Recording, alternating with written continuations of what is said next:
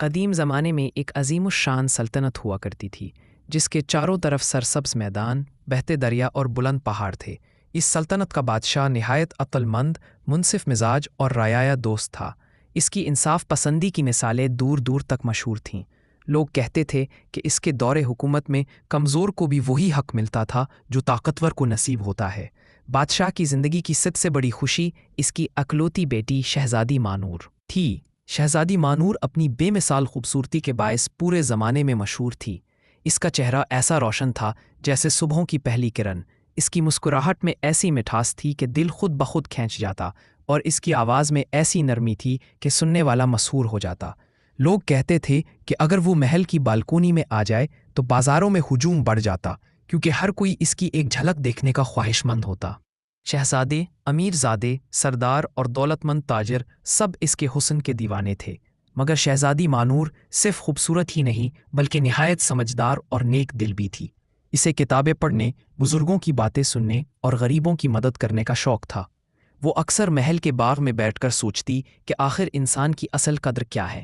کیا واقعی خوبصورتی اور دولت ہی سب کچھ ہے، یا اس کے پیچھے بھی کوئی بڑی حقیقت چھپی ہے؟ بادشاہ اپنی بیٹی کی ان باتوں کو غور سے سنتا اور دل ہی دل میں اس کی عقل مندی پر فخر کرتا۔ جب شہزادی شادی کے قابل ہوئی تو سلطنت میں ایک نیا شور مچ گیا۔ ہر طرف شادی کے چرچے ہونے لگے، مختلف ریاستوں سے پیغام آنے لگے۔ کوئی اپنی طاقت کا ذکر کرتا، کوئی اپنی دولت گناتا اور کوئی اپنے لشکر کی بہادری کے قصے سناتا۔ دربار میں روز نئے نئے مہمان آتے اور قیمتی تحفے پیش کرتے، مگر بادشاہ کا دل مطمئن نہ ہوتا۔ وہ جانتا تھا کہ جو لوگ صرف دولت اور حسن کے پیچھے بھاگتے ہیں وہ مشکل وقت میں ساتھ نہیں دیتے۔ چنانچہ بادشاہ نے اعلان کرایا کہ وہ شہزادی کی شادی صرف اسی شخص سے کرے گا جو اپنے کردار، سچائی اور انسانیت سے خود کو ثابت کرے۔ اس اعلان کے بعد دربار میں اور بھی زیادہ رش ہونے لگا۔ کچھ شہزادوں نے اپنی بہادری دکھانے کے لیے مقابلے کروائے، کچھ نے سونے کے انبار لا کر رکھ دیے، اور کچھ نے اپنی چالاکی سے بادشاہ کو متاثر کرنے کی کوشش کی۔ مگر شہزادی مانور کے دل میں کسی کے لیے بھی خاص جگہ نہ بن سکی، کیونکہ وہ جانتی تھی کہ یہ سب اس کی خوبصورتی کے اسیر ہیں۔ ایک دن دربار میں ایک نوجوان داخل ہوا۔ اس کا لباس سادہ تھا، نہ ریشمی کپڑے نہ قیمتی زیورات۔ اس کے چہرے پر غرور نہیں بلکہ عاجزی تھی، اور اس کی آنکھوں میں سچائی کی چمک صاف نظر آتی تھی۔ درباریوں نے اسے حقارت سے دیکھا اور آپس میں سرگوشیاں کرنے لگے کہ یہ غریب لڑکا یہاں کیا کرنے آیا ہے، مگر بادشاہ نے اسے غور سے دیکھا اور اسے بولنے کی اجازت دی۔ نوجوان نے ادب سے سر جھکا کر کہا، بادشاہ سلامت۔ درباریوں، بات کرتے۔ میں کسی دولت یا طاقت کے گھمنڈ کے ساتھ یہاں نہیں آیا۔ میں نے شہزادی کے حسن کے قصے ضرور سنے ہیں، مگر میں اس کے کردار اور انسانیت کی قدر کرتا ہوں۔ اگر وہ مجھے قبول کرے تو میں اس کی عزت کروں گا، سچائی کے ساتھ زندگی گزاروں گا اور ہر حال میں اس کا ساتھ دوں گا۔